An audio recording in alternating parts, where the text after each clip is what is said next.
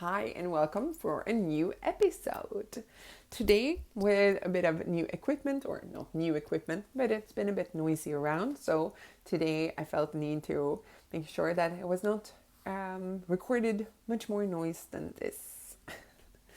As always, make yourself a cup of tea, coffee, or just plug me in and go for a walk.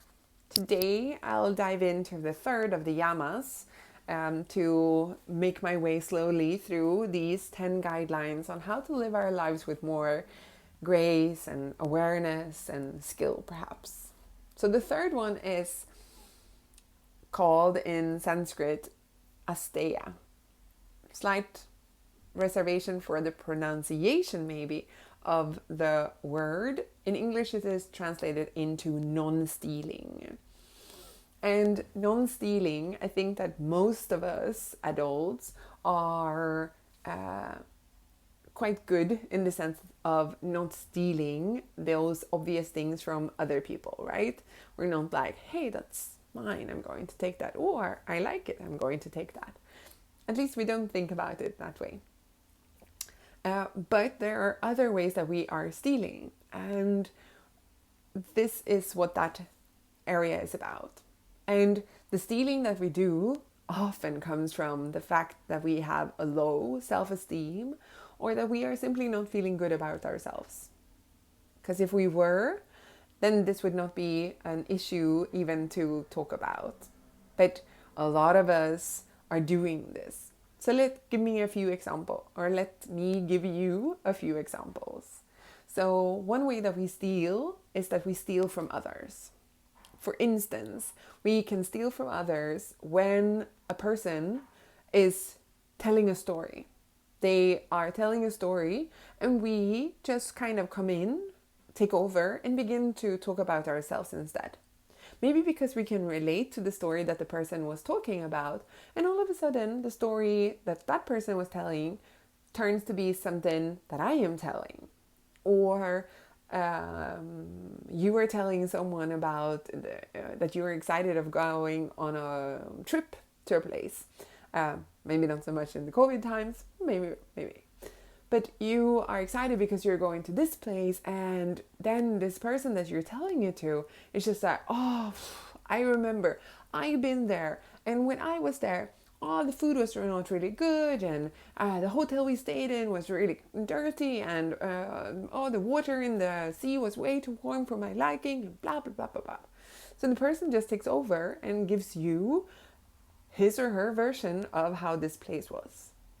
Or, unfortunately, it doesn't even happen only with good and fun stuff. It also happens with big things such as death. Maybe telling like, oh, I'm so sad, my grandmother just passed away, or whatever it might be. And this person, oh, I know exactly how you feel. I was devastated when my cat died. I remember I was mourning for days and blah, blah, blah, and I could not do this, and I know exactly how you feel. And in those situations, I just feel like, no, you have no freaking clue how I feel. Because first of all, you're not listening. You're just talking about you and your experience and your feelings. You haven't even listened to how I might be feeling. And secondly, of course, you can never know exactly how another person is feeling, but that's something different. But so these are a few things where we can steal from others. We steal the story, we steal the spotlight, we steal the attention, we steal the space to talk from the other person. Another way that we or one way to think about this instead that she mentions in the book, which I really, really like, instead of doing that, and what she mentions in the book is a concept of think of yourself as a forklift instead. How can you lift people up? Maybe you are fortunate, I hope so, fortunate enough to have a few friends that after you spend time with these people, you feel uplifted and you feel lighter, and it's just been really lovely spending time with them. And you can kind of think about, how can you be a forklift? How can you lift people up? How can you help brighten their day? And maybe how can you listen better or more, with more attention? Or what can you help to indeed lift them up? I just like that concept of being a forklift. So maybe it's resonating well with you. Another way that we steal is that we steal from the earth. We steal from the earth. And she writes in the book like this: you wouldn't go to a friend's house for dinner, complaining about the food, leave your trash lying around, and walk off with candlesticks because you wanted them. And yet, this is so often how we treat our world. We forget the simple fact that we are visitors to this land or to this earth, and that the earth is not having its resources indefinite. But we are so good at labeling things with mine, that we need to own it. Me, me, me, me, me. I know the first time I was reading this book, that part kind of just like hit home quite well or harshly with me. And I started thinking about, okay, how can I even begin to construct sentences without beginning it with I, me, or mine? And it's quite interesting because so often we're just using those expressions. I know sometimes when I'm talking about a few of you people actually, but when I say, this is my students from class, or my classes that I teach, blah, blah, blah. And we have this label of owning that we often say. So that's just one way, of course. But we use so much resources. And this is one way that we definitely steal from the land. And as said, we are visitors to this land. One quote or one section here, it's like, imagine what would happen if each time we took something, we gave something back.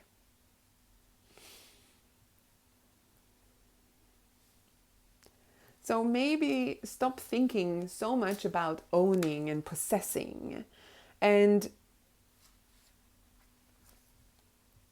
instead maybe think that it's a loan. How can you treat it with its care and so that it needs, if it's just something that you borrow for a certain amount of time, for the amount of time that you get to walk here on earth, which is a relative short time. We also steal from the future.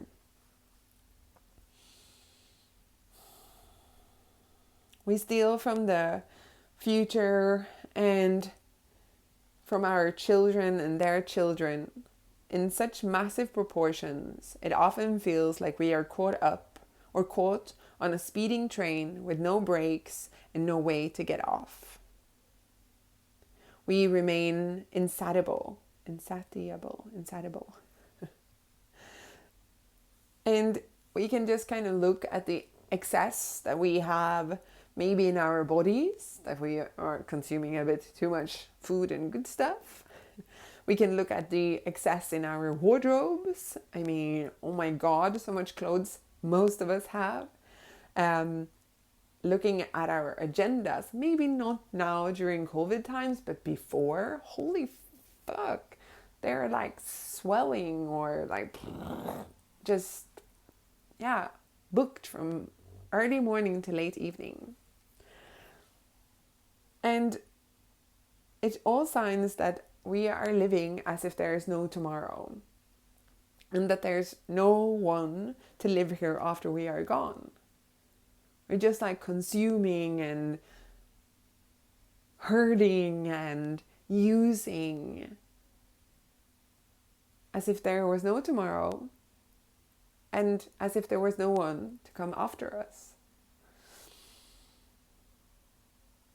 This can often be kind of treated or so when we begin practicing gratitude. Gratitude turns what we have into enough, as we know, and it kind of just turns it around. Like the expression around gratitude, which is like, if we are not grateful for what we already have, what makes us think that we would be happier or happy with more? If we're not already happy with what we have, why would we be happy with more? Most of us are not living in poverty. Most of us are not having a hard time putting food on the table. Most of us have something to put on, even if it doesn't happen to be our favorite things every time. But most of us have enough. And we live quite the opposite. So often we are focusing on what it is that we don't have instead of focusing on what it is that we do have. In my classes fairly often, as some of you perhaps remember, I every once in a while when I talk about gratitude, talk about that simple fact. How about if you start thinking about all the things that you do have instead of just focusing on all the things that you don't have?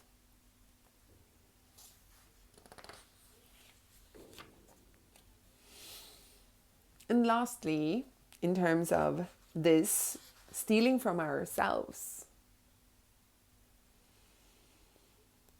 So we are kind of stealing from ourselves in the sense that we create all these expectations that it should be in a certain way, that we should be doing or looking or performing in a specific way. And that should be kind of unfolding from our uniqueness. We are all unique. It's, again, sorry for all my quotes, but it's something along the line with we're all born unique and we die being a copy.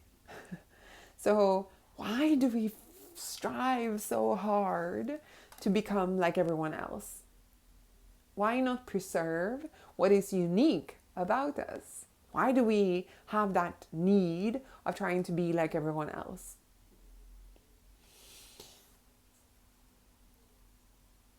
So all the self-sabotage, lack of belief in ourselves, our low self-esteem, our judgments, our criticisms, and demands for perfection are all forms of self-abuse in which we destroy the very essence of our vitality. Strong words, I know. But it is a way how we steal from ourselves. Because we don't allow ourselves to be unique and to be who we actually are supposed to be. So I think that this is one of the hard, to be very honest, all of the yamas and the niyamas are quite a mouthful to take in and to let them sink in, to begin to wrap your head around the different topics.